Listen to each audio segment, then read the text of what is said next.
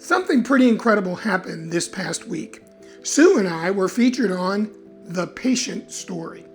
Now, if you're not familiar with them, The Patient Story has built an incredible platform around something I believe deeply in.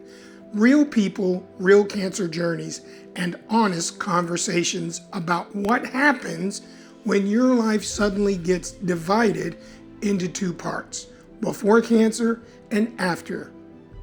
They gave Sue and me the opportunity to sit down together and tell our story from the very beginning. And today, I want to talk about why we said yes, because there was actually a much bigger reason than simply being featured on another YouTube channel.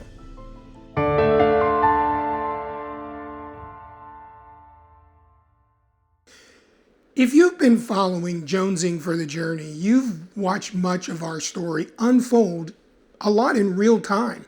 You've been there for the diagnosis and the decisions, the surgery and the recovery, the pathology results we weren't expecting, and all those moments when Sue and I have been trying to figure out, what do we do now? But there was something different about sitting down with the patient story.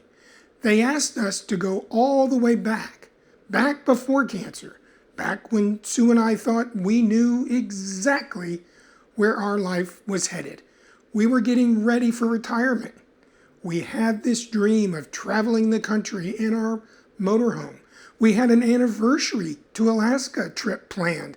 We had plans, lots of plans, and then cancer showed up. And suddenly, all those plans didn't disappear exactly, but they certainly looked different.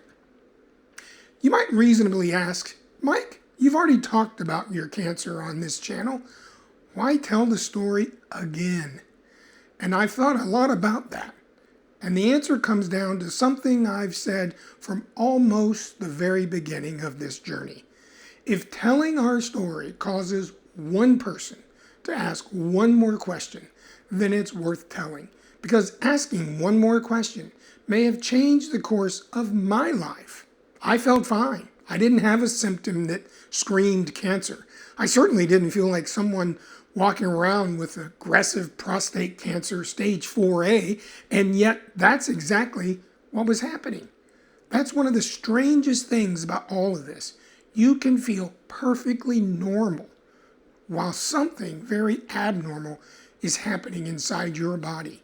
And that's why I've become so passionate about knowing your numbers, knowing your history, participating in your own care, and not being afraid to say, wait a minute, help me understand this.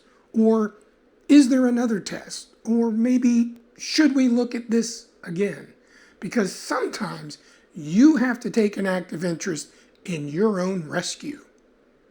That's why the patient story felt like such a natural fit for us. Their team wasn't interested only in my pathology report. They weren't interested only in PSA numbers or Gleason scores. They wanted to know, what was this actually like? What happened to the plans? What happened to the marriage? What was Sue's experiencing like while I was focused on fighting cancer? What happened when the future we'd been planning suddenly was not guaranteed anymore?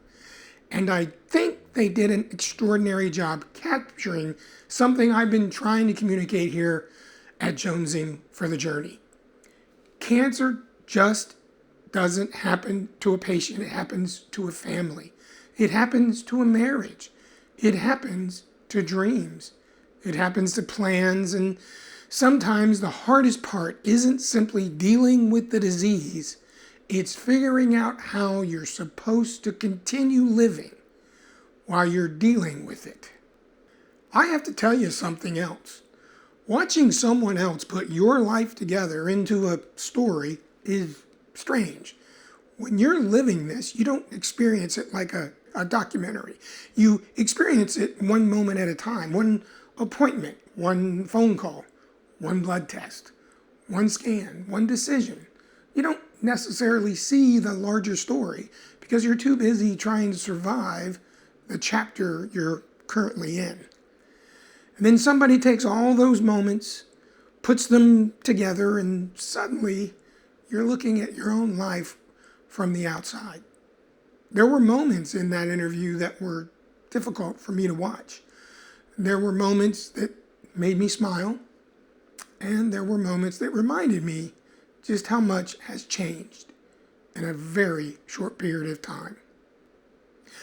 I'm also incredibly grateful that the patient story invited Jonesing for the Journey to officially collaborate on the feature here on YouTube.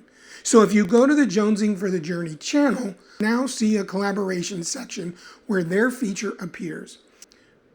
Because the patient story created and produced this piece, I want you to watch exactly the way they intended it to be. I'm not going to replay their entire production here, nor try to turn their work into something else. Instead, I'm going to put the direct link to their feature at the very top of the description and in the pinned comment below. When this video ends, go watch it. Hear Sue's perspective. Hear the entire story. And if something in our journey makes you think about your own health or someone you love, then maybe ask that one additional question.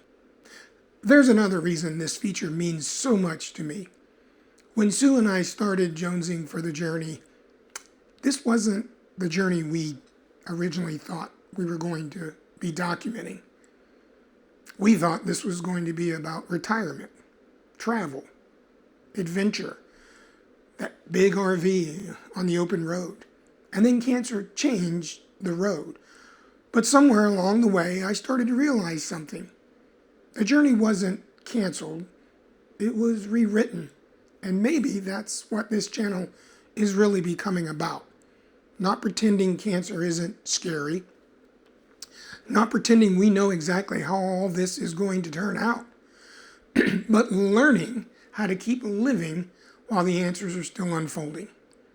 Because cancer has a way of making you put your life on hold. You start thinking, I'll relax after the next test. I'll make plans after the next scan. I'll enjoy myself once I know everything is okay. But what if in that moment, okay never comes? What if there's always another test, another appointment, another number, another question? I'm learning that if I wait for complete certainty before I start living again, I could spend an awful lot of my life waiting. And I don't want to do that.